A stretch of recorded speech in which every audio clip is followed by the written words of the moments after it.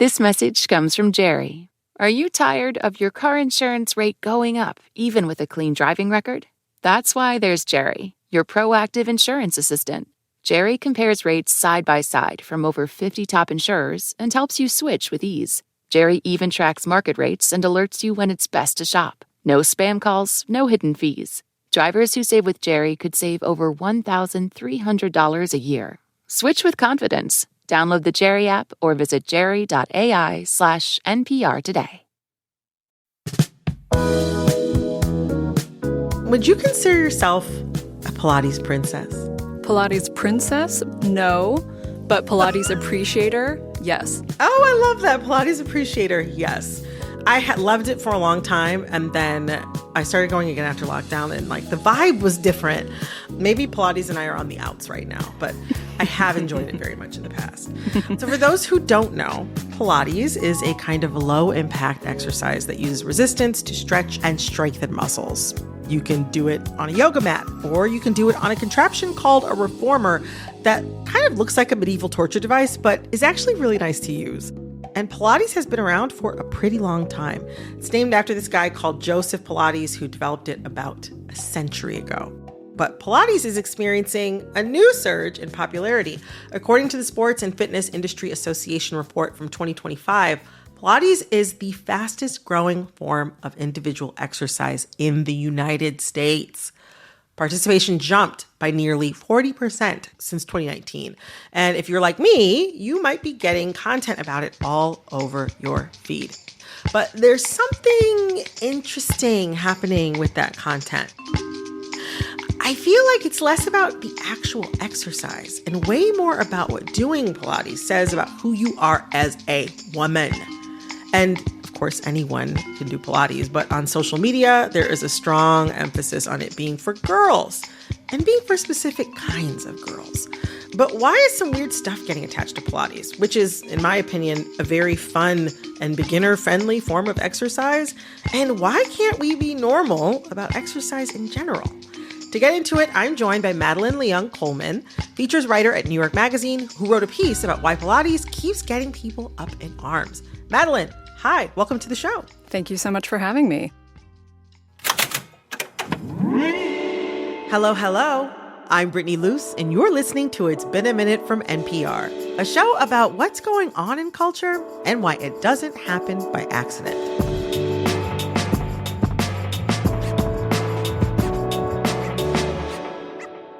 Like I said, Pilates has been around a long time. I used to take classes 7, 8 years ago, and it was mostly older women. My friends and I would be the youngest people there. And I think there's a very different idea of who it's for and who does it now. Why do you think it came into vogue as things like cycling classes have kind of gone more out of style? I had the same experience with Pilates. The first person who ever told me about it was my mother, who started doing it when I was in high school in the early 2000s. And I couldn't really understand what it was, nor was I interested, in the way that teenagers are not. She did bring me to a studio one time, and the vibe was very physical therapist office, drop ceilings, maybe even fluorescent lighting, that weird, hard institutional carpet that's in spaces like that. Basically, the opposite of what you would see on Instagram now. And I have a feeling that the rise of Pilates is something that a lot of people haven't even really registered. It just all of a sudden seemed like something that you should do if you wanted to be healthy. Yes. A lot of people couldn't really tell me when they had first heard about it or started to feel that they should be doing it.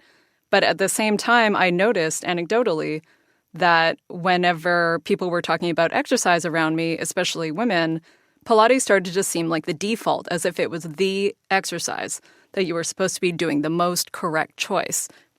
And I started wondering why that was. And I think it's a combination of things. One is just that after the pandemic, there was, as New York Magazine has written before, a vibe shift. Yes. And so a lot of things that were popular in 2019 no longer seem to make sense. We were on the other side of something. It was time for something new. Pilates is not new. As you mentioned, it's been around for a long time. It's about 100 years old. But it had enough novelty compared to things like SoulCycle, for example, which suddenly seemed totally irrelevant. Why would we even be talking about that? But I think another part of it is that the rise of wellness culture that really metastasized during the pandemic lent itself to something like Pilates. And it just proved to be the perfect vehicle for all of these ideas, including some of the ideas that we would associate with what people now call maha. Wait, say more about that. I mean, some of the things that get rolled into this general wellness bucket are concerns about things like cortisol spikes, inflammation. Sometimes people point to diet or additives in foods as being the causes of these things. There's just sort of like a general free-floating paranoia that, like many things in wellness culture, isn't totally unearned. There's truth to it. There's studies being done.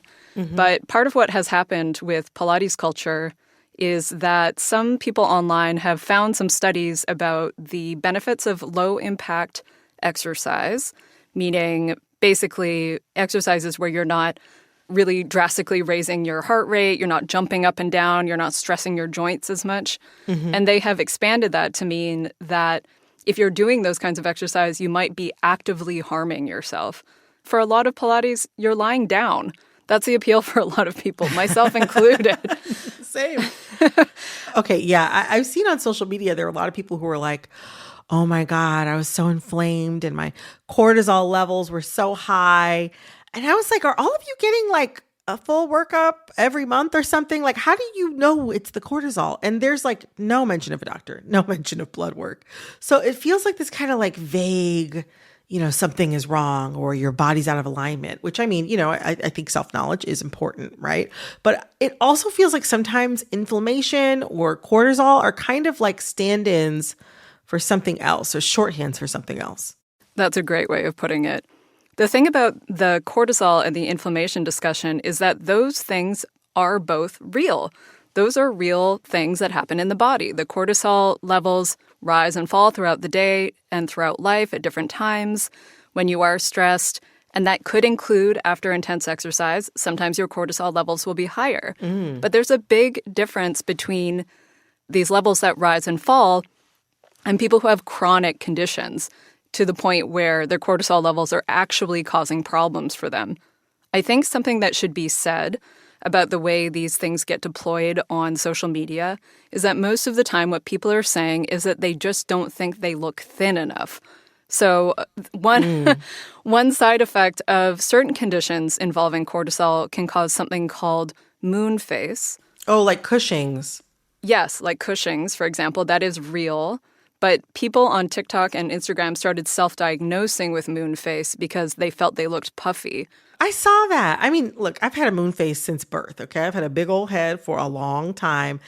And I saw people where I was like, I don't know, girl. Like, I don't know if it's the cortisol. I think you might just have a big head with a big face like me. I'm sorry. I don't know what to tell you. And obviously there's nothing good or bad. It's completely neutral about whatever the size of the face is. Very neutral. So basically, a lot of these people who've become really obsessed with their cortisol levels or their inflammation or the idea of not doing high-impact exercise, it all is very coded language that they might not even realize they're engaging in sometimes that is really talking about appearance and aesthetics. They might have some kind of body dysmorphia. And whom among us, right? Like everything in the culture is telling us that we should shrink, we should get smaller, we should get tauter, tighter, bonier. And I think a big difference with the Pilates body, quote unquote, aesthetic is that that tiny, thin body also now needs to have visible muscle. And so that is where the exercise routine comes in. Yes, there's a term that a guest on one of our other episodes, Christiana Mbakwe Medina, her whole project is Pop Syllabus is what it's called. And I spoke with her recently about this idea that she calls this sort of body ideal that she pinpointed called the sculpt, which is all about like being very, very thin, but with a lot of visible muscle, maybe even sinew. We can see like across a range of red carpets that that's like the look now for women in Hollywood. There's nothing about Pilates that makes it inherently feminine or that makes it inherently something geared towards people who are thin or people who are rich or people who are good looking. All of these associations that have kind of grown up around the new culture of Pilates that has emerged since the pandemic, in part because of its association with celebrities like Lori Harvey or Miley Cyrus. They would get interviewed on the red carpet and they would say, wow, you look incredible. What have you been doing? Oh, Pilates. And then later it comes out, in the case of Lori Harvey, for example, that she'd also been very severely calorie restricting, working out multiple times a day. Pilates was not the full reason, but it was one thing that she was doing. And it started to be promoted as kind of a magic bullet. Definitely. But also, obviously, very famous, rich, wealthy women. And what they do with their bodies and faces influences what the rest of us do with our bodies and faces and, what standards we're supposed to adhere to. But there used to be, I feel like, a much greater lag for all of that. It felt to me like this go round, like it was like Lori Harvey was on a red carpet and she said she did Pilates. And then all of a sudden I felt like there was just social media content everywhere. Like now it feels like it's a much shorter walk from, oh, a celebrity does this to I am now also doing this. And I think part of the reason why that happened in this instance, like there were so many other sort of ideas floating around the internet at that time, like the idea of living a soft life, doing things that aren't too hard on the body. And Pilates can be challenging, of course, and it can build muscle, but it's not as obviously physically taxing as like a more effortful sort of like high intensity interval training workout. But also like, I don't know, like I think that a lot of people have come to Pilates because it is very accessible from a body standpoint. Like people do it to strengthen themselves after, recovering from an injury, or you're an older person with sensitive joints, or as many of us were, if you were a person who'd been kind of sheltering in place for a long time and maybe hadn't seen the inside of a gym for a while, maybe laying down on this Pilates reformer machine felt a little bit more welcoming than like picking up, like a set of weights that maybe you hadn't seen in 18 months. I don't know. It feels like Pilates hit at this moment where the culture was kind of ready for it. It doesn't really surprise me, I guess, that it kind of blew up the way that it did, but the speed of it really kind of shocked me, I think, to a certain degree. It really did need a culture that was ready for it when people were open to the idea of doing an exercise that didn't look so obviously difficult. And I also have to mention that a lot of the people I interviewed who do Pilates, not people who teach it or own studios, just, punters like myself, said that part of the appeal of Pilates is that it was so different from the exercises that they associated with, traumatic times in high school gym class. It didn't look like being forced to play basketball. It didn't look like being forced to run or, even go to a gym, which unfortunately a lot of women still find really intimidating. Yeah. And Pilates, by contrast, was just totally different. It was kind of alien in a way that made it feel more possible. You don't have any memory or any trauma associated with it. And it sounds, maybe like I'm overstating things to say that people have trauma associated with being in a physical space, but they do. For example, someone who is, maybe gender nonconforming or trans, like when you're doing sports when you're a kid, they're so gendered. Yes. And so it's very exciting to be able to find something that you can do to move your body that doesn't depend on those scripts, that doesn't have the association of being in a gym class changing room that made you feel small. I interviewed some women in their early 20s because I wanted to get a sense of how these very, young adults were even getting into this exercise that I had grown up associating with like being older, being middle-aged. Me too. Yeah. And what they said was basically what I'm telling you, that they never saw themselves as athletic, that they were kind of afraid of engaging, or that they associated athletics with like not being good enough. And so Pilates to them actually felt like a safer space. There's a lot of levels to it. Like on the one hand, no doubt, Pilates culture is making people feel bad about themselves, making them feel lesser than, or like there's this new ideal that they need to live up to. But for some people, they're finding that it's the only thing that feels comfortable. It's the only kind of exercise that's actually allowed them to engage without feeling like they're trying to live up to something that they can't. That is so real. We're going to take a quick break. But first, if any of you are finding It's Been a Minute for the first time, welcome. I hope you're enjoying the show and that you come back every Monday, Wednesday, and Friday morning for brand new episodes. And every Tuesday, a video episode. Tomorrow's video is a primer on the feminized labor and politics of desirability that built the internet. It's actually a pretty good partner for this conversation. You can find that video on Spotify or YouTube, or just listen to the audio wherever you get your podcasts. Coming up after the break, Matching Pilates aloe set as chastity belt is a turn that I never could have expected when I first started working on this. The idea that it's safe for your girl to go to Pilates because she's not going to encounter another man is really something. Stick around. This message comes from Prolon. Want to look and feel your best this spring? Prolon's 5-day fasting mimicking diet is a clinically developed nutrition program with the goal of promoting fat loss while protecting lean body mass. Developed at USC's Longevity Institute, it aims to assist the body in entering a fasting-like state that helps reset metabolism, target visceral fat, and support healthy metabolic markers. Get 15% off plus a bonus gift when you subscribe at prolonlife.com/NPR. This message comes from Warby Parker. Prescription eyewear that's expertly crafted and unexpectedly affordable. Glasses designed in-house from premium materials starting at just $95, including prescription lenses. Stop by a Warby Parker store near you. This message comes from Mint Mobile. If you're tired of spending hundreds on big wireless bills, bogus fees, and free perks, Mint Mobile might be right for you with plans starting from $15 a month. Shop plans today at mintmobile.com/switch. Upfront payment of $45 for 3-month 5GB plan required. New customer offer for first 3 months only. Then full price plan options available. Taxes and fees extra. See Mint Mobile for details.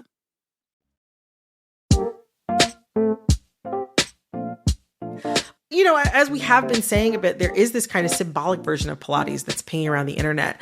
Culturally, what kind of ideas go along with Pilates right now? Like, what's associated with it now and why? Some of the ideas that have been getting dumped into Pilates include the idea of being almost effortlessly thin, being wealthy or at least upwardly mobile, being attractive to men, very importantly to men.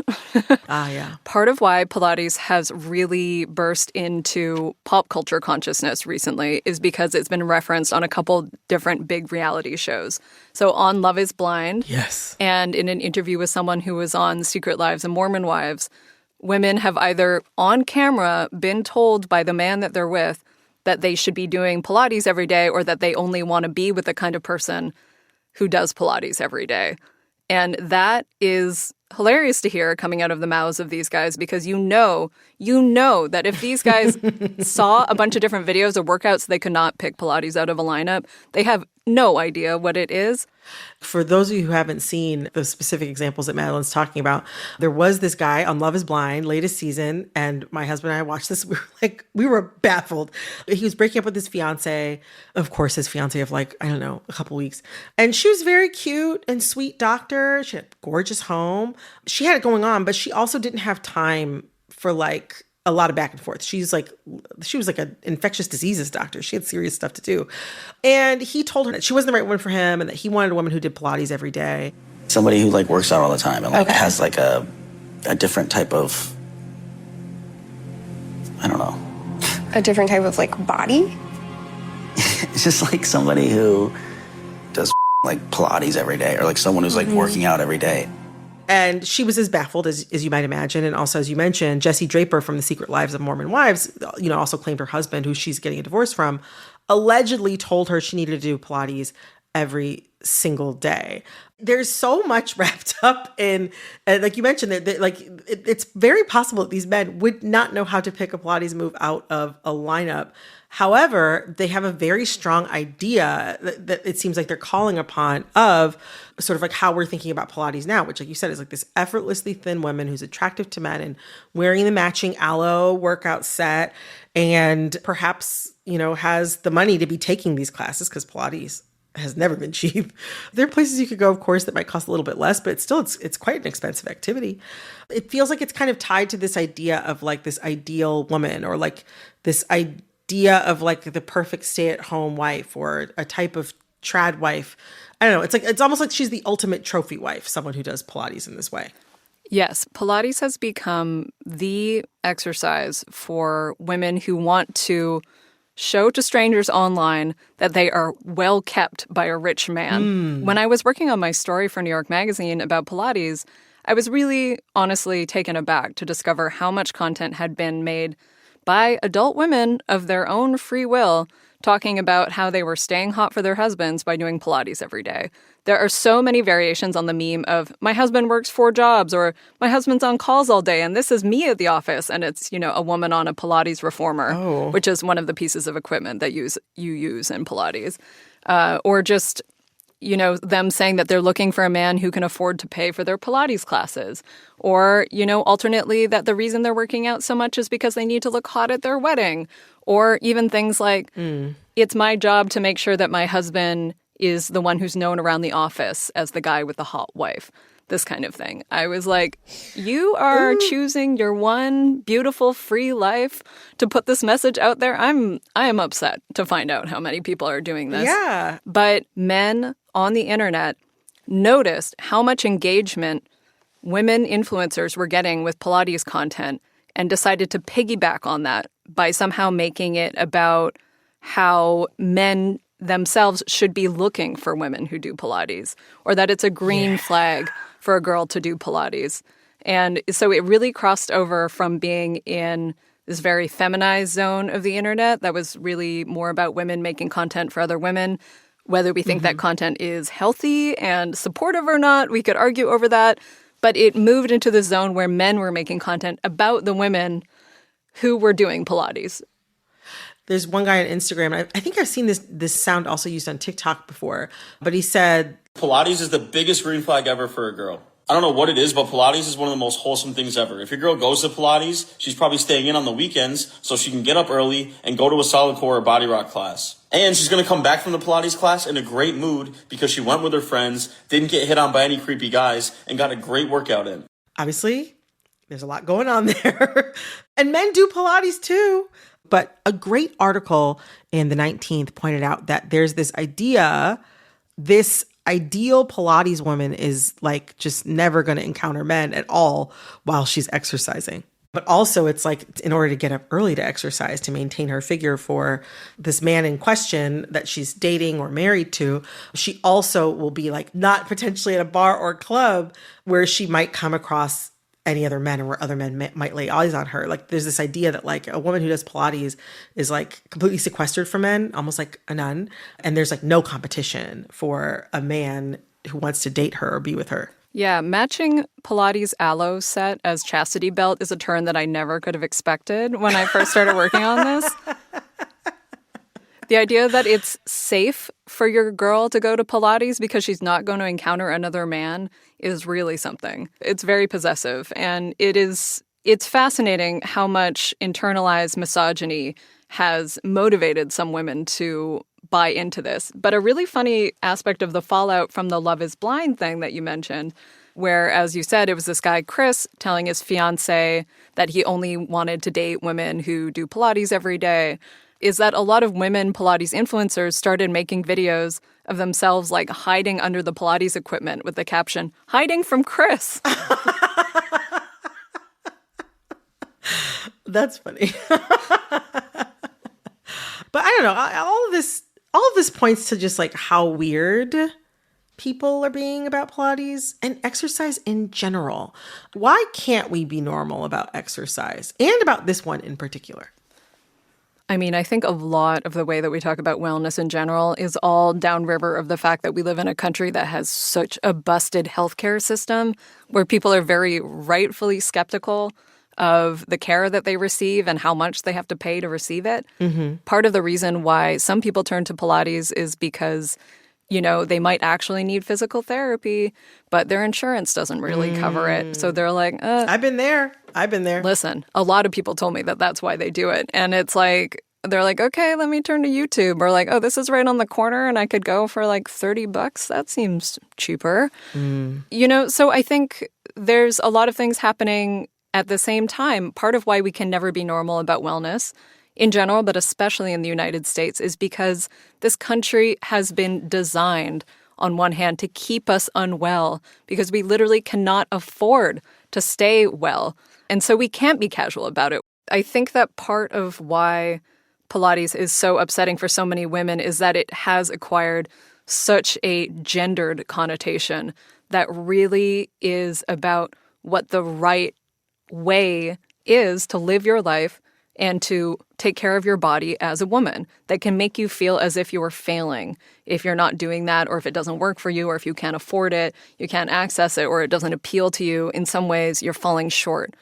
Maybe now is the time to admit that reporting on Pilates slightly red-pilled me. And that I almost immediately after publishing the piece started trying to learn how to lift weights, which is something that I'd always been intimidated by. So I'm on my journey of learning how to lift heavier. And also, I should be clear, I'm still doing Pilates.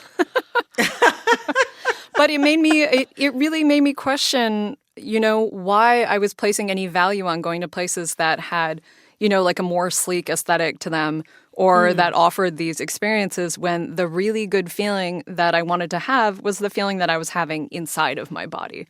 I was like, how many bells and whistles do I really need? Or could I just roll out my mat on my living room floor and do a video? And would that make me feel just as good? Wow. I love that. I'm really glad that we discussed this today. You actually made me be like, you know what? I'm going to get back on that reformer. I actually have some great suggestions for you. I'll send them to you later. Oh, please do. Madeline, I really appreciate this conversation. Thank you so much for coming in and talking with me about this. Oh, thank you, Brittany. That was Madeline Leung Coleman, features writer for New York Magazine. This episode of It's Been a Minute was produced by Liam McBain. This episode was edited by Nina Patak. Our supervising producer is Barton Girdwood. Our VP of programming is Yolanda Sanguini. All right, that's all for this episode of It's Been a Minute from NPR. I'm Brittany Luce. Talk soon. This message comes from Mint Mobile. If you're tired of spending hundreds on big wireless bills, bogus fees, and free perks, Mint Mobile is for you. Shop plans at mintmobile.com/switch. Taxes and fees extra. See Mint Mobile for details.